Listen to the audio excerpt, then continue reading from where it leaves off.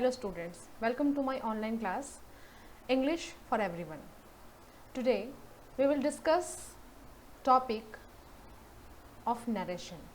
So let's start. Narration means to narrate something, कुछ कहना, and it is used in dialogues and storytelling. Storytelling में narration का use होता है या कोई dialogue में narration का use होता है. And narration is of two types. दो तरह का होता है, direct speech and indirect speech.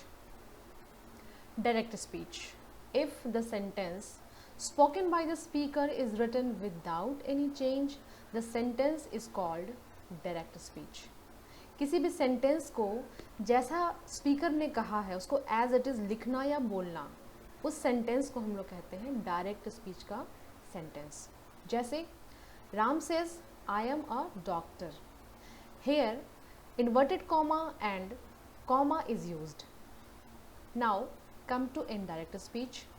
Indirect speech, if the sentence spoken by the speaker is changed by the narrator following certain rules, is called indirect speech. अगर किसी certain rules को हम लोग follow करते हुए narrator के बोली हुई चीज़ को चेंज करते हैं तो उसे कहते हैं इनडायरेक्ट स्पीच का sentence. As for example, Ram says that he is a doctor. Here we use that instead of comma and inverted comma. हम लोग दैट का यूज़ करते हैं इन्वर्टेड कॉमा और कॉमा की जगह पे, और कुछ रूल्स को फॉलो करते हैं और इसी रूल्स के हिसाब से हमने आई को चेंज किया है ही में, और यहाँ पे हो गया है Ram says that he is a doctor. अब हम लोग देखते हैं किन रूल्स को फॉलो किया जाता है डायरेक्ट से इनडायरेक्ट में चेंज करते वक्त. पहले हम लोग जानते हैं कि कितने पार्ट्स होते हैं किसी भी सेंटेंस के जब वो डायरेक्ट स्पीच में होता है.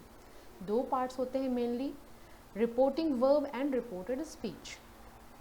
इन्वर्टेड कॉमा के पहले जो वर्ब यूज़ होता है उसको कहते हैं रिपोर्टिंग वर्ब, और जो डायलॉग होता है या जो सेंटेंस इन्वर्टेड कॉमा के भीतर होता है उसको रिपोर्टेड स्पीच बोलते हैं.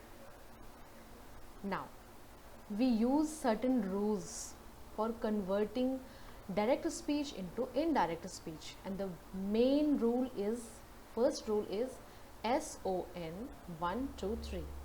इस रूल के बारे में हम लोग डिटेल में अगले वीडियो में जानेंगे. अभी इसके बारे में थोड़ा सा जान लेते हैं कि व्हाट इज़ SON.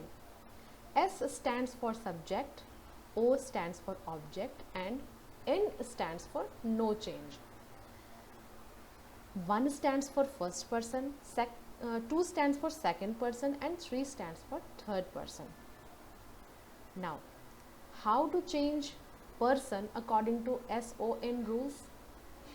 जब कोई भी सेंटेंस में फर्स्ट पर्सन होता है यानी कि आई और वी होता है तो वो सब्जेक्ट के हिसाब से चेंज होता है.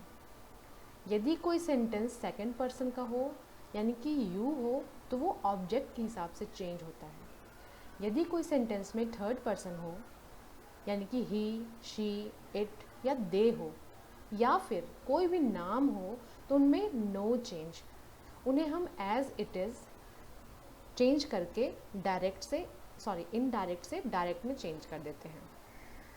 नाउ जो हमने SON रूल पढ़ा वो सारे सेंटेंस के लिए एप्लीकेबल होता है, लेकिन कुछ नियम होते हैं वो कुछ पर्टिकुलर सेंटेंस के लिए एप्लीकेबल होते हैं.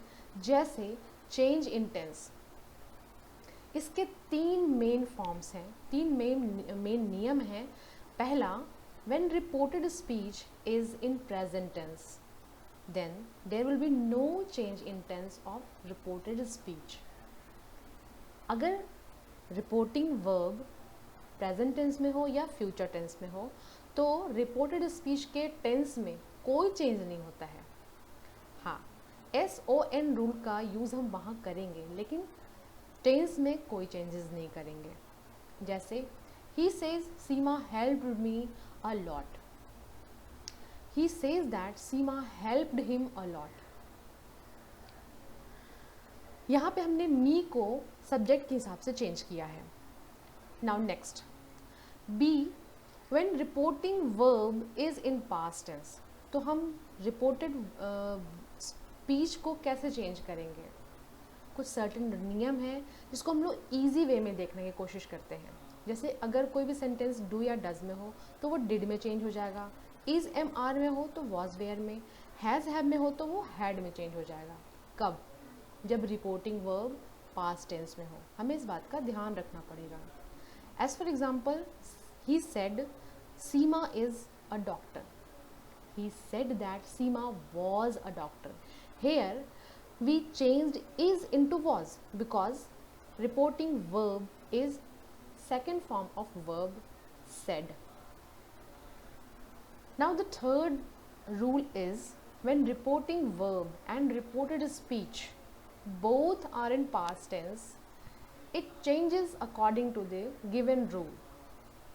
अगर रिपोर्टिंग वर्ब और रिपोर्टेड स्पीच दोनों ही पास्ट टेंस में होंगे तो कैसे चेंज करेंगे? पास्ट इंडेफिनिट का सेंटेंस पास्ट परफेक्ट में चेंज हो जाएगा और पास्ट कॉन्टिन्यूअस का सेंटेंस पास्ट परफेक्ट कॉन्टिन्यूअस में चेंज हो जाएगा। इस नियम को भी हम लोग अगली वीडियो में अच्छे से समझेंगे, डिटेल में समझेंगे। जैसे एग्जाम्पल के लिए देखते हैं, he said to me I helped you.